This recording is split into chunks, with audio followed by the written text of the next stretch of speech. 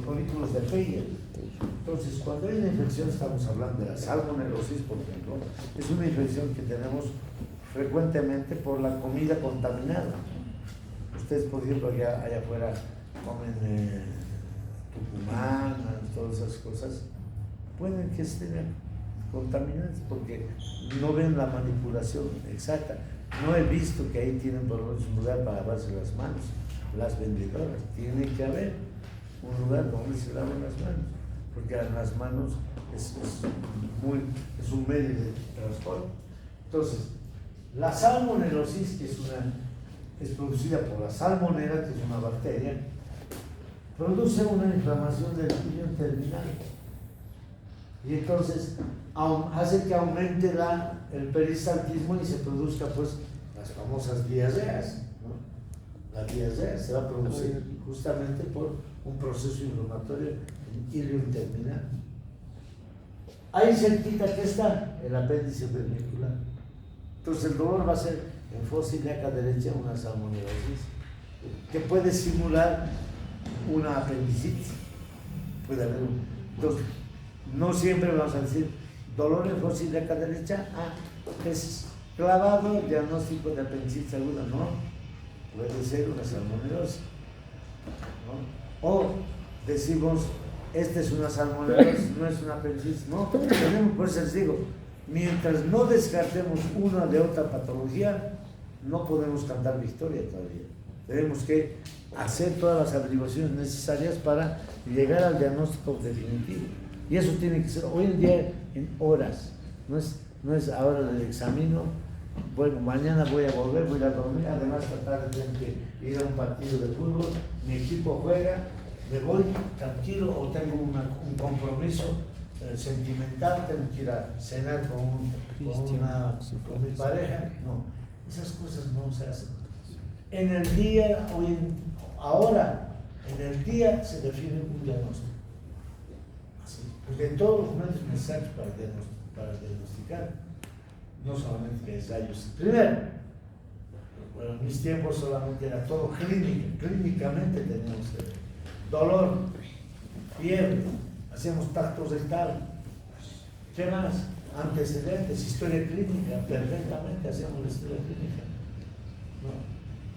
Hacíamos una disquisición de lo que si es salmonelosis, si es tiflitis, si es apendicitis, si es mesenteritis, si es absceso del psoas, etcétera, etcétera. Todo eso, todos son los órganos que están en la fosa ilíaca derecha. Entonces llegamos a la conclusión, esto sí es apendicitis aguda. Entonces tenemos que operar, así no es la cosa.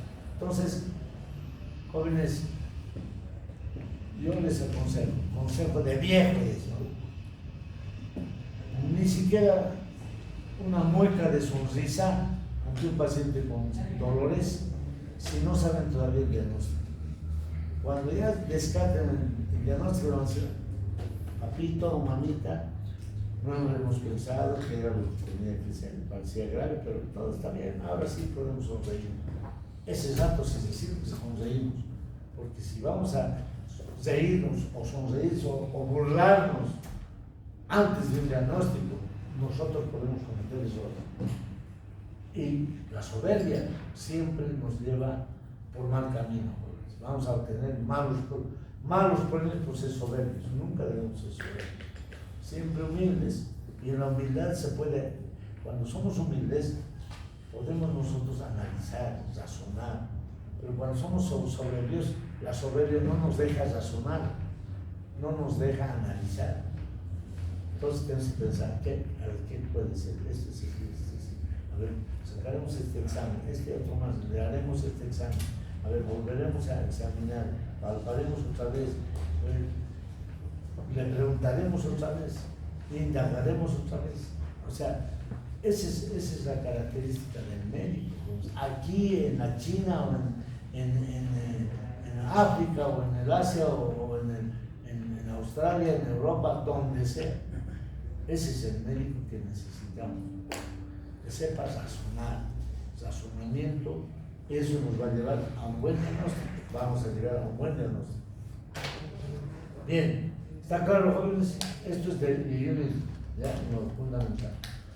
Ahora, cuando se opera y hay una herida, puede haber, por ejemplo, yo he operado heridas de bala, ¿no? Bueno, las heridas de bala, las más peligrosas, aunque ustedes no crean, no es del calibre 38, ¿no? El Colt, que dicen, el revólver del 38, porque esa entra un tiro, entra y afuera sale así, destruye, está afuera, al salir, destruye. Por lo tanto, si llega al iridium, perfora, es un hueco nada más, y atrás, los músculos de atrás destrozan. Y puede destrozar si llega a la médula espinal, ahí estamos arruinados, ¿no? Entonces así es. Pero una escopeta de calibre 22, que parece que fuera la menos agresiva, esa ingresa y los perdigones se dispersan así y perfora todo el intestino, todo el intestino grueso, o sea, no respeta nada. Yo me recuerdo una vez un campesino estaba con su escopeta, estaba así, y se cayó, se disparó ahí, estaba agarrando el caño ahí, pero se disparó, pero se destrozó la mano, ¿no? Y entró al abdomen y como perdigón estaba así. Tuvimos que suturar por lo menos 20 orificios aquí, ¿no? O sea, hay que entrar a operar, esto cerrar, buscar los orificios, todos los orificios aquí. Y todos estos hay que suturar todos los orificios, ¿no? Y después de que terminamos, no vamos a hacer, a ver, ¿cómo vaya a soplar? Dice, no sale aire, no es así, pues. Como en globo haríamos eso, ¿no? Como lo hace, por ejemplo, antes, ahora ya no hay llantas de ese tipo con neumático, eso hacían, ¿no? Inflaban otra vez y seguía saliendo aire, había que parchar el lugar. Pero en estos casos no se puede, ¿no? Solo que hay que hacer la devanación. ¿Qué quiere decir la devanación? Devanación significa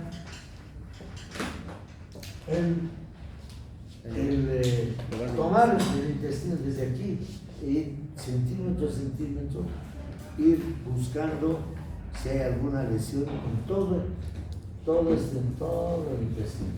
Entonces se revisa centímetro a centímetro y es la única forma de poder evidenciar si todavía queda algún orificio perforado.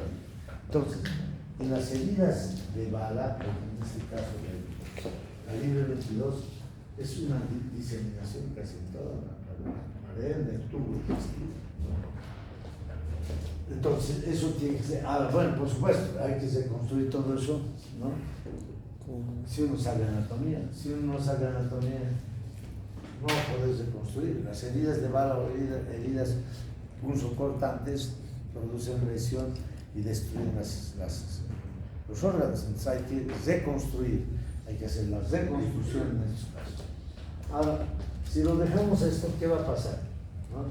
Se va a producir una peritonitis, el paciente se muere, sin más.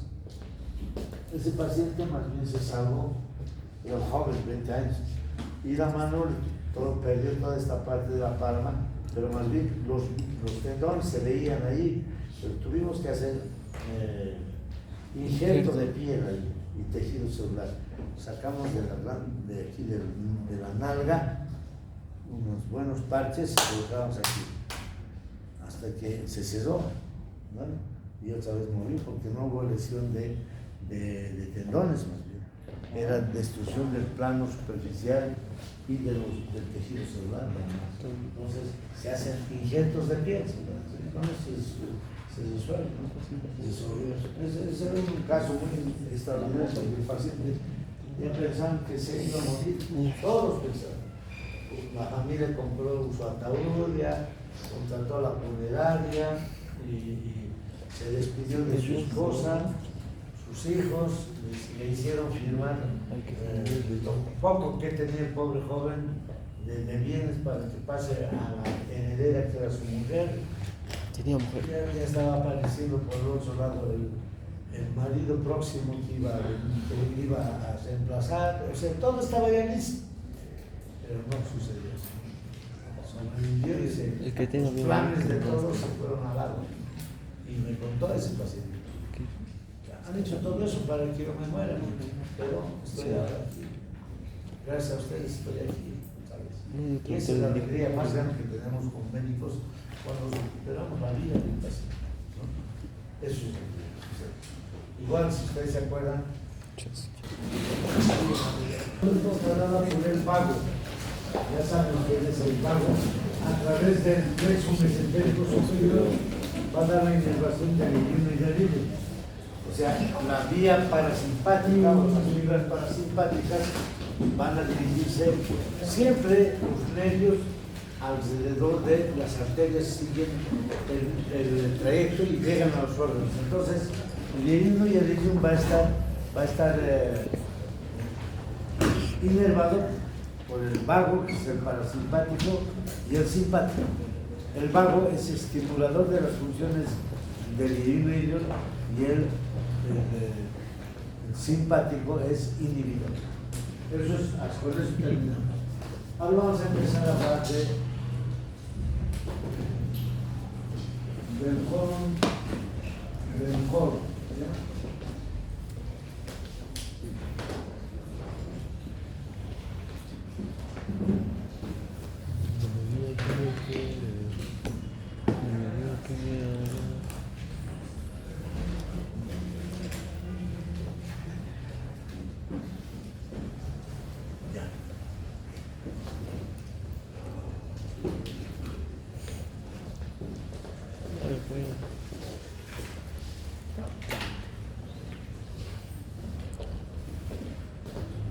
El intestino grueso, este es el intestino grueso. Entonces, el intestino grueso tiene tres características que diferencian, que la diferencian del intestino delgado. Una diferencia son estas dilataciones que vemos aquí, que se llaman austros. Estos son los austros. O abollonaduras o austros. Luego de aquí vamos a ver unas cintillas que se conocen con el nombre de cintillas longitudinales o tenias. Estas tenias o cintillas longitudinales son el número de 3. Una es anterior, una externa y una interna, así va a ser. ¿Ya? Son 3 tenias. Y tercero, a la altura de las tenias vamos a encontrar unas dilataciones a los apéndices, de tejido graso. Estos son este es el tejido graso que vamos a encontrar en todo el trayecto, que se conoce con el nombre de apéndices epiploicos.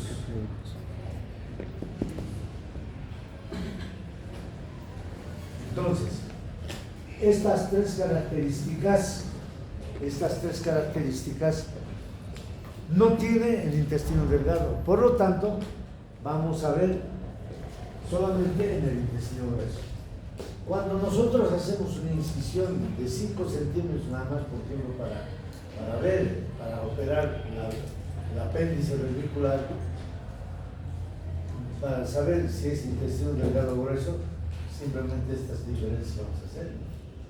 Vamos a ver si hay tenias, si hay abollonaduras y si hay apéndices epiploicos. Ese es entonces intestino grueso. Eso no tiene el intestino delgado. Todo el intestino delgado está como se dice, deslustrado, no tiene ninguna característica. O sea, además delgado, ¿no? El otro es grueso. Entonces no hay dónde perderse. Tenemos un colon ascendente, un ciego, un colon ascendente, un colon transverso, un colon descendente, un colon sigmoide, una ampolla rectal y un recto y un ano. Al final se da. Ahí termina el tubo digestivo. Así como hemos empezado a hablar del tubo digestivo en la cavidad bucal, vamos a también hablar del intestino grueso y la parte terminal del tubo digestivo. Pero antes de eso vamos a empezar a hablar de este órgano que está aquí.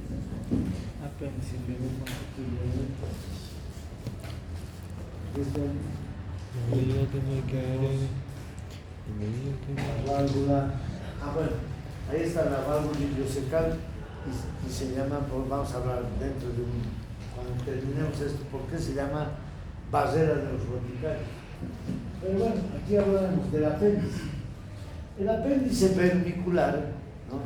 Su nombre dice apéndice, es una parte de, eso quiere decir un apéndice, parte del tubo digestivo, del intestino grueso. Vermicular viene de vermis, ¿qué quiere decir vermis? Gusano. Es un gusano, se parece a un gusano, por eso es. Normalmente tiene una longitud de 9 centímetros. Un lumen o luz, que es la cavidad del apéndice, tiene aproximadamente medio centímetro, nada más, ¿no? Si nosotros hacemos un corte aquí, vamos a ver dónde está implantado el apéndice. Este es el ciego, entonces está implantado generalmente en esta parte, en la cara interna del ciego, ahí va a estar implantado. Pero tiene, a veces variable la presentación del apéndice, no siempre vamos a encontrar ahí. Puede ser presecal, menos cantidad de veces, ¿ya? Retrosecal, que es lo más frecuente que hay, que lo peor es que está atrás y se sube, por lo tanto es retrosecal, ascendente y se introduce en la serosa, se llama subseroso. Ese es el apéndice que nos hace sufrir cuando no encontramos fácilmente, porque han habido veces que cuando hemos entrado a operar buscamos y no encontramos el apéndice, ¿no? Pero entonces ese es un apéndice retrosecal y ascendente, está escondido ahí atrás, parecería que no existe, pero está ahí atrás, inflamado existe. Entonces este apéndice va a tener una válvula aquí en su ingreso. Esta válvula se conoce con el nombre de válvula de Herlatz. Válvula de Herlatz.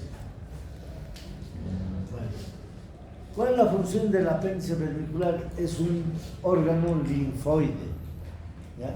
Linfoide, así como tiene células, folículos linfoides, tiene gran cantidad, tiene las mismas características linfoides de las amígdalas.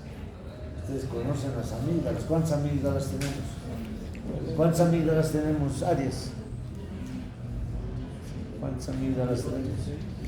No sabes. Allá atrás, ¿qué te ha quedado tarde? ¿Cómo es? ¿Cuántas amígdalas tenemos? Nombrame las amígdalas. ¿Cuáles son las amígdalas?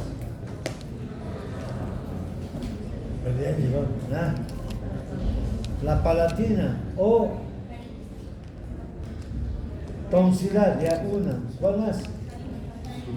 La faringe, que está en la parte superior de la faringe. ¿Cuál más? La lingual, que está detrás de la bilingual.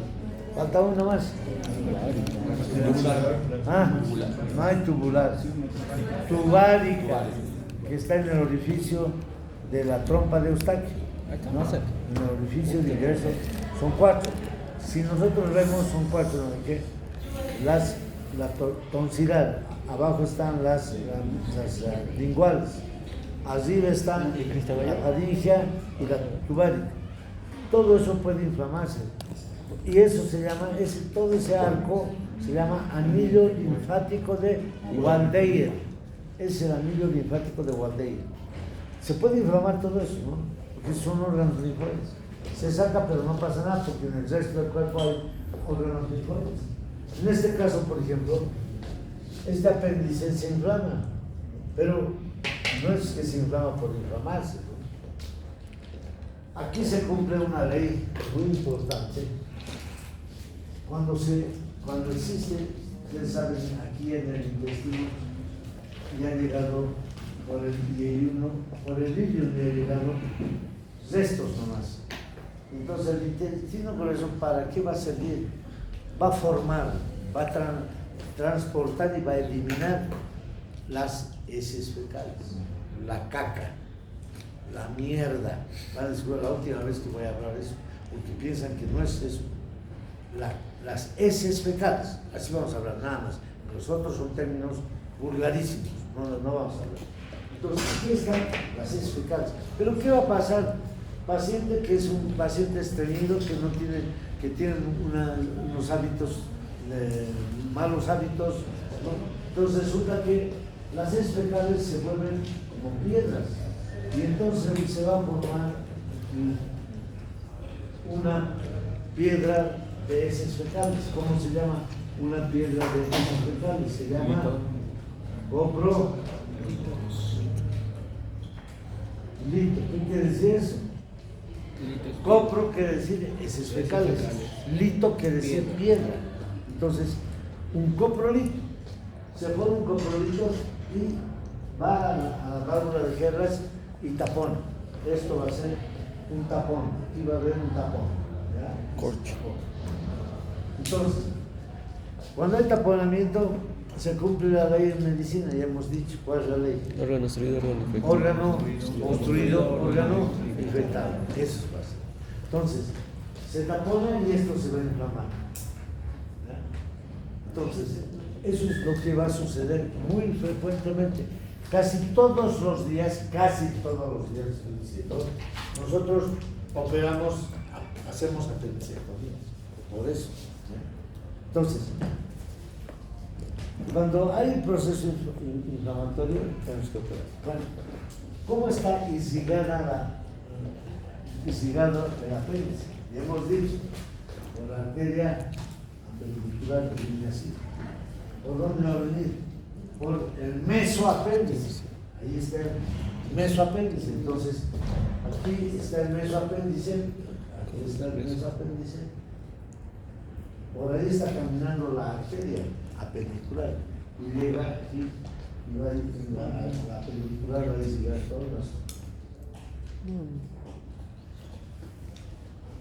Así, entonces vamos a encontrar la irrigación por la arteria appendicular. Ahora, ¿cómo está inervado? Es el plexo mesentérico superior. Plexo mesentérico superior. Todo plexo, hemos dicho, todos los órganos del abdomen van a estar inervados por un origen fundamental que está alrededor del tronco celíaco, que se llama plexo solar. El plexo solar se llama también el cerebro del abdomen, ¿ya? Entonces, el cerebro del abdomen es el plexo solar, que a partir de ahí va a distribuir toda la inervación a todos los órganos del abdomen, porque se llama cerebro del abdomen. Va a ir al hígado siguiendo a la arteria hepática común, se llama plexo hepático. Va a ir a los riñones siguiendo la arteria renal, se llama plexo renal. Va a ir hacia los testículos siguiendo la arteria mesentérica superior, formando el plexo espermático. Va a ir al intestino delgado siguiendo a la arteria mesentérica superior, se llama plexo mesentérico superior. ¿Sí? Entonces, como dependiente de este plexo mesentérico superior va a seguir hasta el apéndice. Entonces, aquí tenemos que hablar. Cuando se obstruye un apéndice, el paciente puede ser, generalmente son desde los 8, 9, 10 años hasta adolescentes. Lo más frecuente son esos en esa edad se presenta el apendicitis. Entonces viene el paciente y nos dice, tengo un dolor aquí. No viene, te dice, ya, o ciliaca derecha. Muy bien. ¿Dónde ha empezado el dolor? Que en la historia clínica preguntamos, ¿cuándo empezó? ¿Dónde empezó? Aquí arriba, o sea, en el epigastrio. ¿Por qué hablar en el epigastrio? Que después se ha pasado hasta abajo. ¿Por qué? Ha seguido el trayecto del plexo mesentérico superior, que empieza aquí y termina siguiendo la arteria mesentérica superior. Entonces, ese es el dolor característico de la apendicitis aguda. Eso nos ayuda clínicamente. ¿Qué más podemos hacer? Vamos a encontrar el punto apendicular o el punto de Mac-Burnet. Entonces, ¿dónde se encuentra el punto apendicular o de Mac-Burnet? Eso sí viene. Aquí es el ombligo. Entonces, trazamos una línea desde la espina anterior superior al ombligo. Entre el tercio medio, si dividimos en 3 tercios, entre el tercio medio y el tercio interno, ahí vamos a encontrar el punto apendicular o de Mac-Burnet, un cirujano inglés, Mac-Burnet.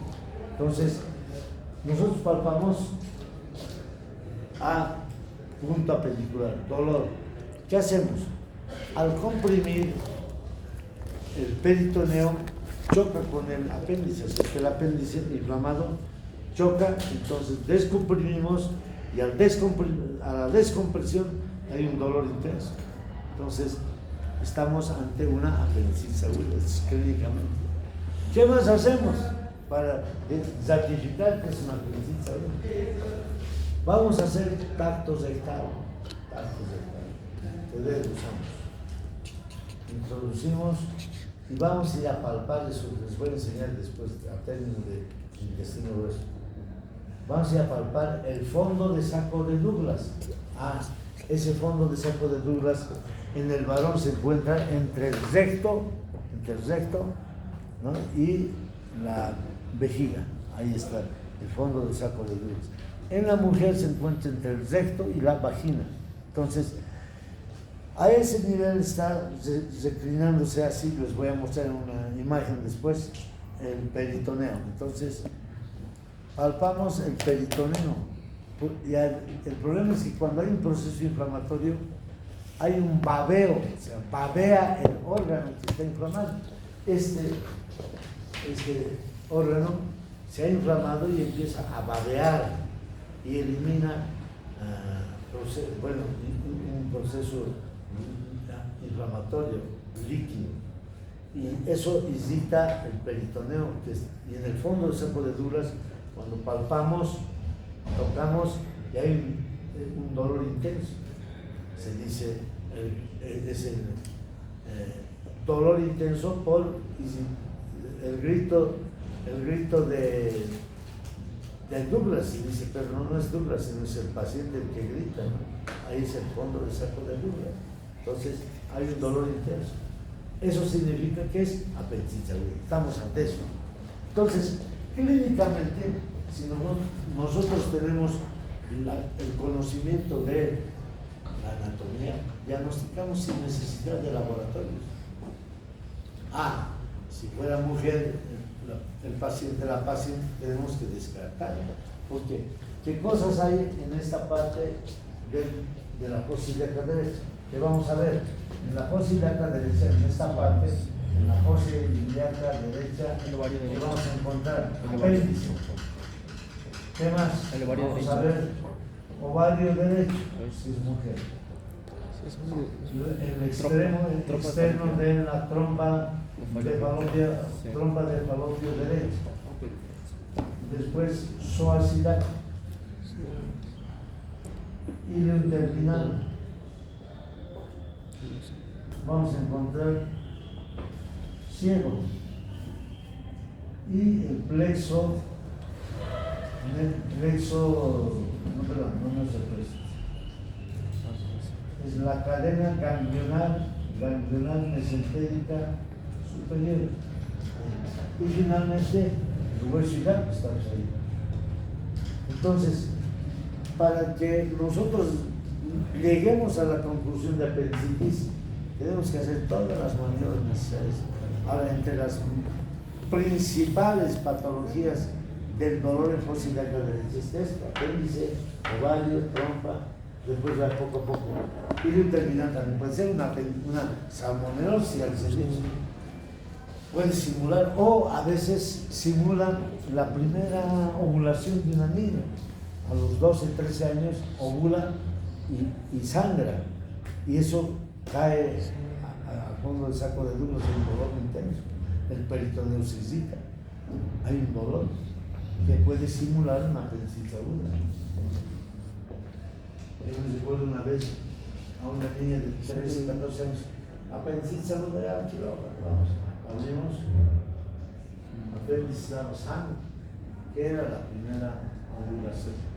Por si acaso se sacó el apéndice, ¿no? Pero haciendo así. Pero es así, joven. Entonces, puede haber errores, pero no ya no debes cometer errores. Entonces, es eso lo que deben hacer. El síndrome, por eso se llama de fosa ilíaca derecha. Hasta que no digamos lo contrario, tenemos que descartar todas esas cosas.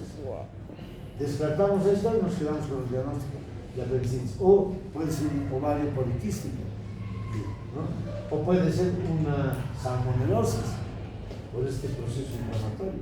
O puede ser una tiflitis, que es medio raro, ¿ya? Tiflitis es la inflamación del ciervo, ¿no?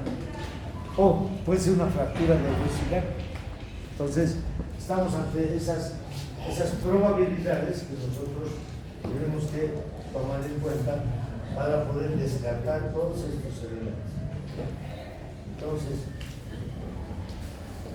eso es lo que debemos hacer. Entonces, cuando se diagnostica apendicitis, nuestro colega maestro que nos enseñó para poder definir qué es lo que vamos a hacer con una apendicitis aguda, dijo, Hamilton Bailey decía, apendicitis diagnosticada en el día, por ejemplo, ahorita estamos diagnosticando, operar antes que anochezca.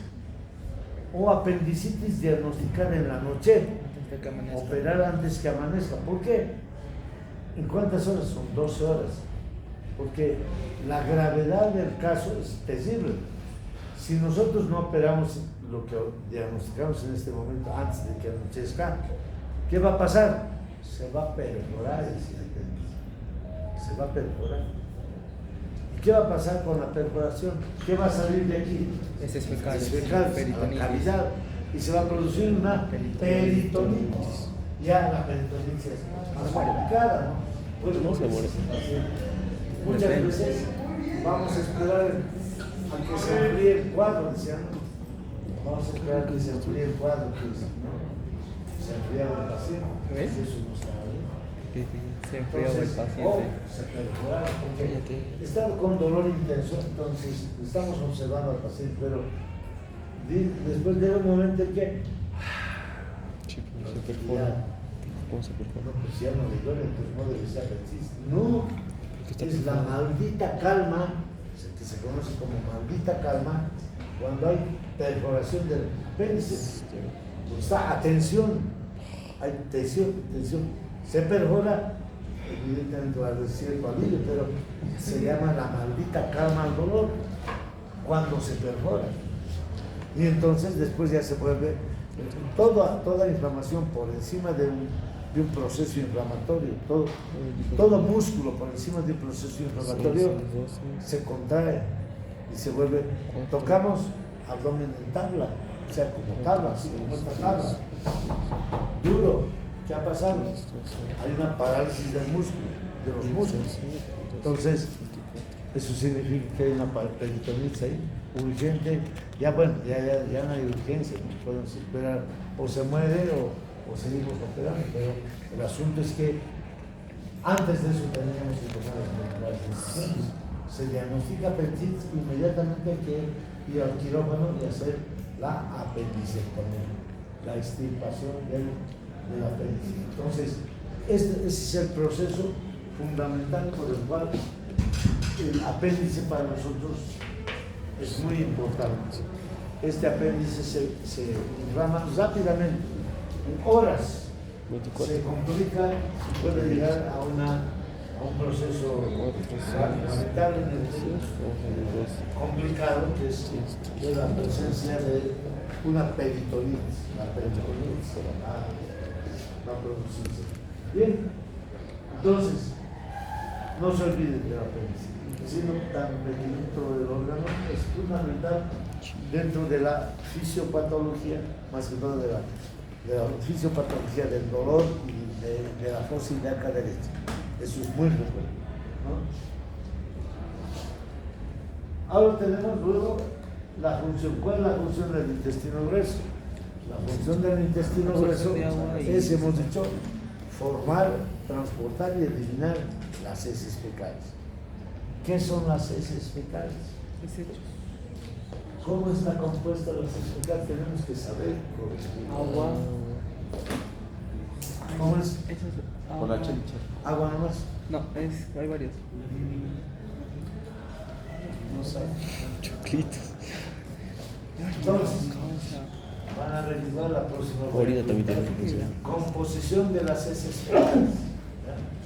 ¿Cuál es la composición de las heces fecales? Sí, de orina también se llama. Orina, caca. Tipos de caca también. Sí. Sí nos enseñaron. Vamos a hablar de eso. Como 6 tipos, ¿no? La tercera creo que era. Van a averiguar el procedimiento, cómo se realiza un tacto rectal. Tacto rectal. Dos cosas para la próxima. Despliegues. Bien, antes de terminar la clase, bueno, esto ya se terminó anatomía, vamos a hablar bueno, las recomendaciones, ¿no? Ustedes ya he visto ayer hemos hablado un poco de la acreditación, entonces espero que estén leyendo, ¿no? Nosotros vamos a tocar la próxima. El viernes. Este viernes.